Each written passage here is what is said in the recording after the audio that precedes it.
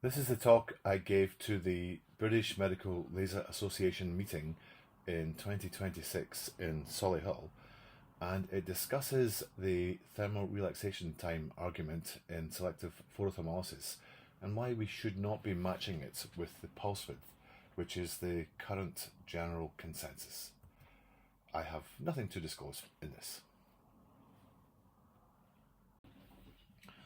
So when we look at the targets that we're trying to denature in hair follicles, for the longest time I thought it was just the stem cells in the bulge, which is located at the base of the erectopili muscle.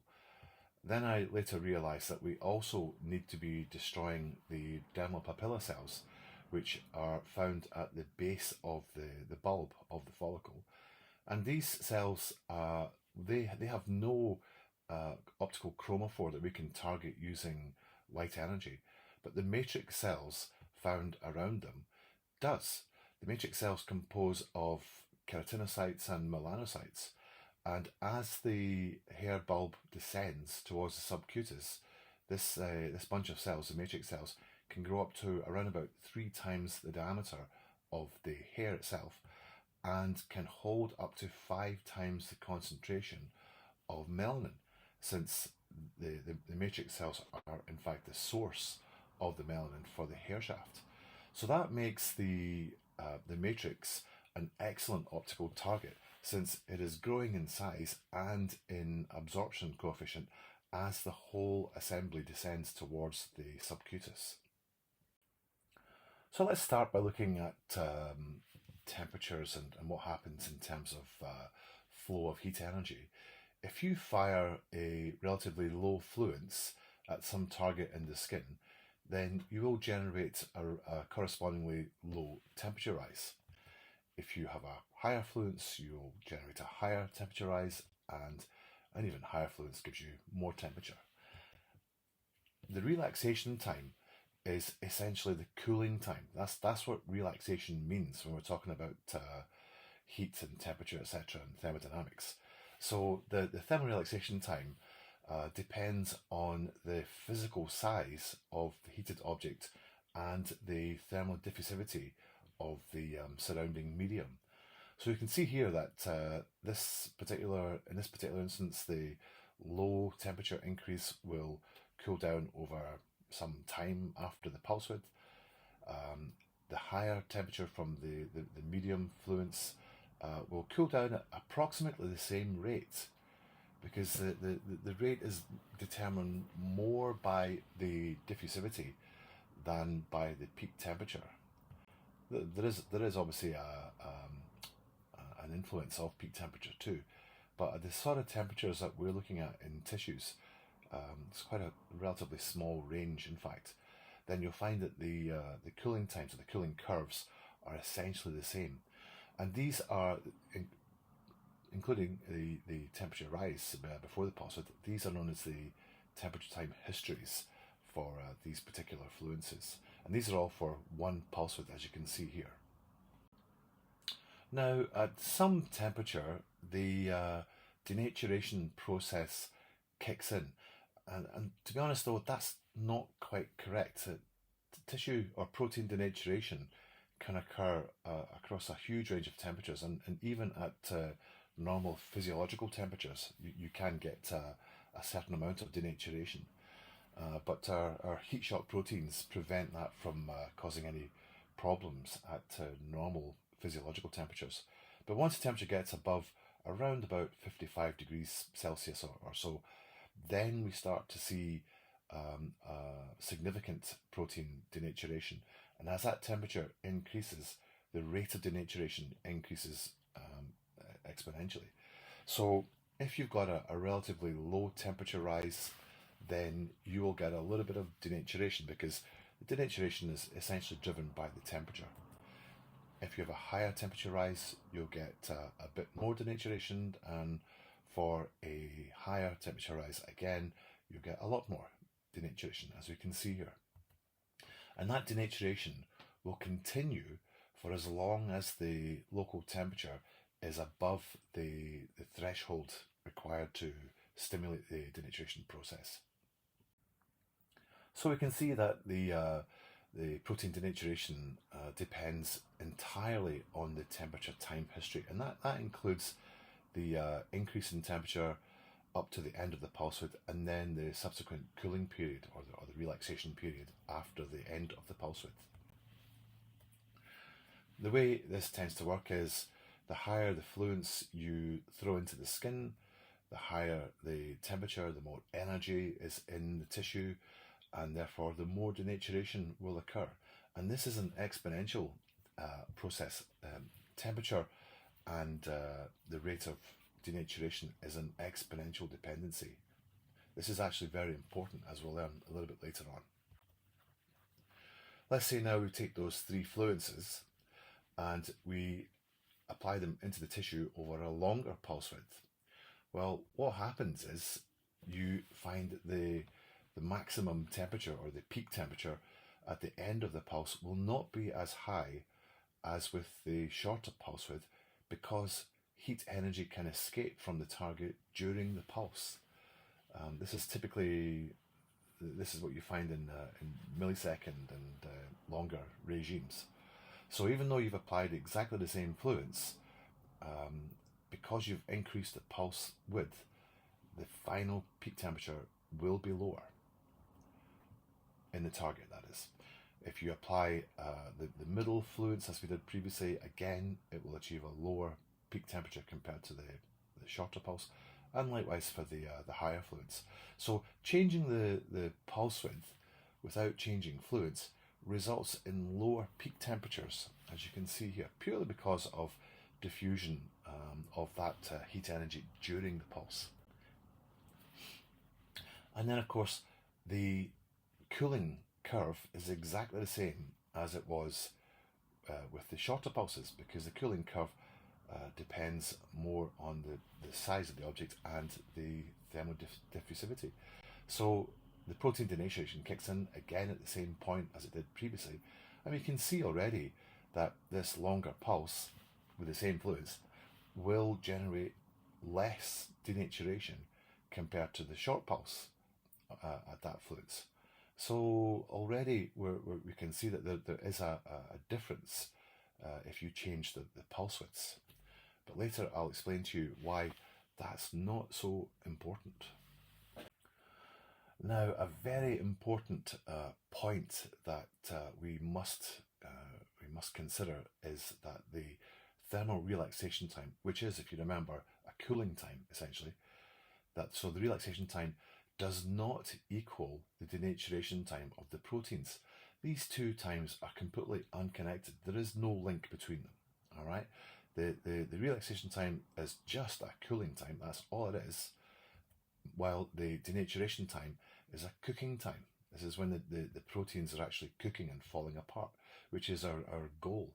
So I've read a lot of articles where there is an implication that relaxation time is somehow connected to denaturation time, if they even mention denaturation time.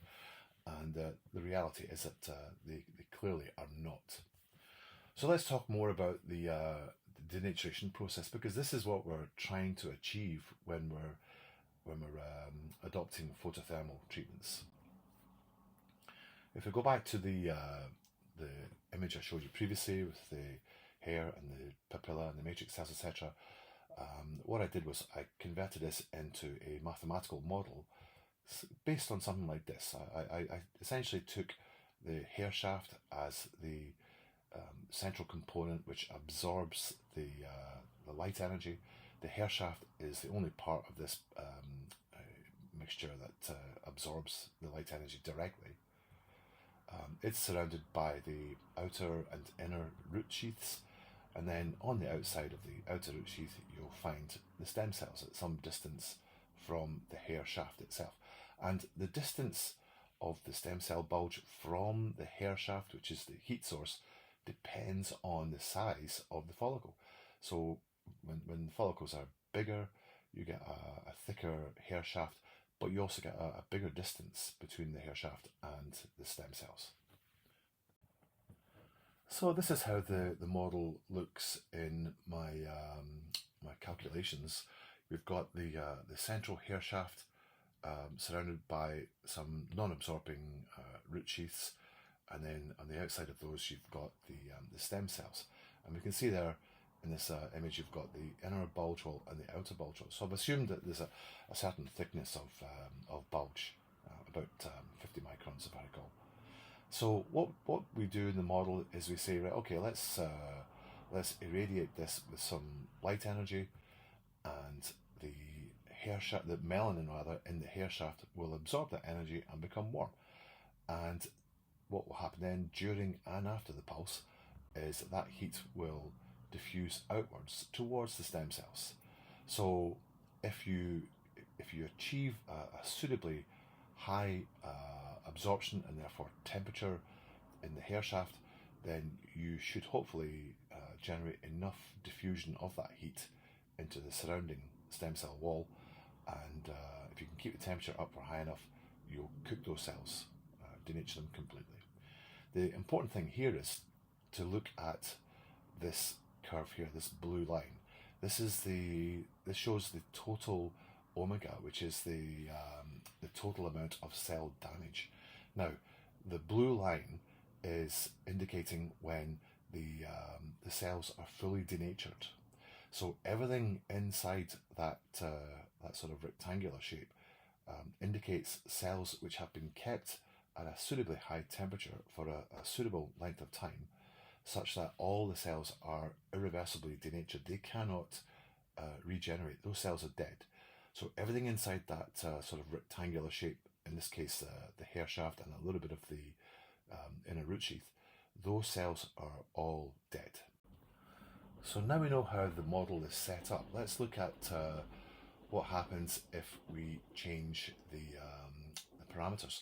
So this is for 5 joules per square centimeter incidence, and for a 25 millisecond pulse width, and we're looking at a hair diameter of 200 microns. And we can see that in this instance the damage zone is pretty much limited to the hair itself and to a fairly thin region of inner root sheath around the hair. It doesn't extend out to the stem cells, and the stem cells are the target that we're trying to kill here. Let's increase this now from 25 up to 100 milliseconds, and you can see that there's not a lot of difference.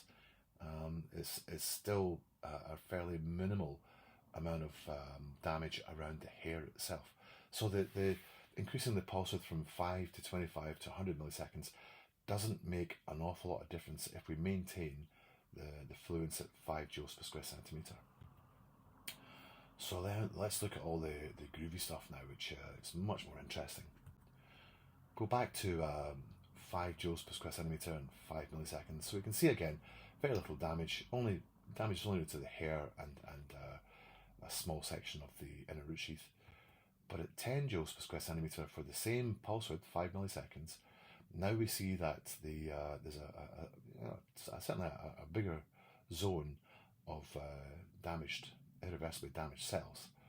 Take it up to 15 joules per square centimeter, and now we can see we're beginning to encroach on the stem cells, the actual the bulge itself.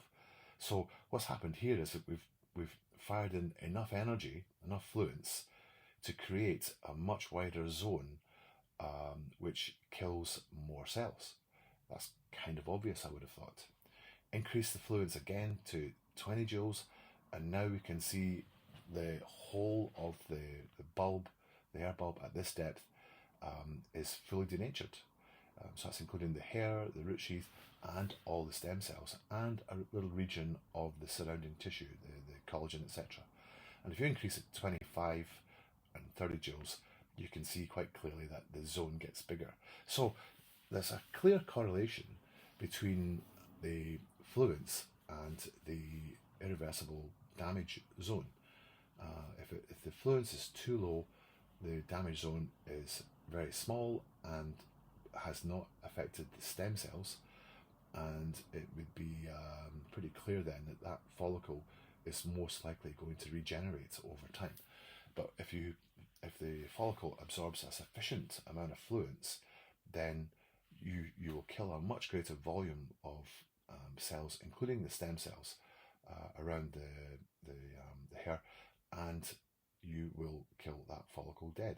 But we can also see here, if your fluence is too high, as I've shown here with 30 joules per square centimetre, then you will also create a certain amount of damage to the locally adjacent tissue, the collagen, which we don't really want to do. That's not a particularly good idea. Another thing we can actually see here is it's kind of inherently built into this. This particular model is set for a 200 micron radius hair shaft. If the hair shaft was only 100 microns, then you can see that the irreversible denaturation zone would need to be smaller, because you're trying to kill a smaller volume of cells. And if it was only say a 50 micron diameter hair, then the fluence would be smaller again. This is again, I kind of think that's obvious, but yeah, sometimes it's not. So what happens then if we keep the fluence at 30 joules a square centimetre, but now we increase the pulse width to 5. So you can see the sort of the zone here where we've destroyed all the cells. Let's take it up to 25 milliseconds, and there's hardly any difference, as you can see. So the reality is that changing the pulse width is fairly trivial, because most of the damage is caused by the higher temperatures. And this is actually quite clear. If you look at the Arrhenius damage integral, which I use to calculate all these things, that equation tells us that the damage is exponentially dependent on the temperature, but only linearly dependent on the pulse width. What that means is, if you double the pulse width, you'll double the amount of damage. But if you double the fluence and the temperature, then the damage rate goes up exponentially, which would be an enormous increase in damage. So even a small increase in fluence will have a significant impact on the denaturation process, whereas you would have to increase the pulse width significantly to achieve anything like that same sort of increase in process. So what this tells us is that the pulse width is essentially trivial as long as you've got a sufficient fluence. It really is not that important at all. The relaxation time is unimportant, probably even more trivial than the pulse width, because the cooling time is not really what we're after. What we're after is the cooking time, which comes from setting a sufficient fluence in the first place. The reality is the total energy absorbed by the target that determines the extent of the cellular damage. The time over which that energy is absorbed or lost to surrounding tissue isn't really so important at all. It really isn't. So don't worry about pulse widths. They really are quite trivial. However, there is one caveat to point out. These are both very important when we're considering epidermal melanin. So up till now, I haven't even considered the skin tone or skin colour. I've only been considering just the actual hair follicle target. But if you're looking at skin tone, which we must do, then you should consider both the relaxation time of the basal layer and perhaps even the whole epidermis, depending on the skin tone, and the pulse width, because the pulse width essentially has a huge effect on the peak temperatures in the basal layer, or in the epidermis altogether, in fact. And it's quite simple to show that if you use longer pulses, then for the same reason that I discussed previously with hair follicles, you will get lower peak temperatures in the epidermis, and particularly in the basal layer, and therefore much lower chance of damage in those areas. So my point here, I suppose, is if you're treating darker skin tones, you should always use longer pulse widths, always. That will protect the epidermis to some extent. But by using longer pulses, it makes no difference to the hair follicle, because it absolutely doesn't matter how quickly or how slowly the hair follicle is irradiated, as long as you are putting in a sufficient amount of fluence. There is obviously an upper limit in this. You can't be doing that over like minutes and hours. That'd be ridiculous. So don't contact me and say that's just rubbish. And don't forget, the maths don't lie, right? We like to use lots of equations when we're calculating these things, and these equations, particularly the Arrhenius equation, has been tested a bazillion times in all sorts of different applications, not just in lasers and skin, and it has been shown many times to be very accurate. So we can trust the maths in this, and hopefully you'll believe me when I tell you, don't worry about relaxation time and pulse widths. Thank you for listening. I have more of this kind of stuff on my blog, and here's the QR code for the blog if you want to go and find that. See you all next year at the BMLA meeting.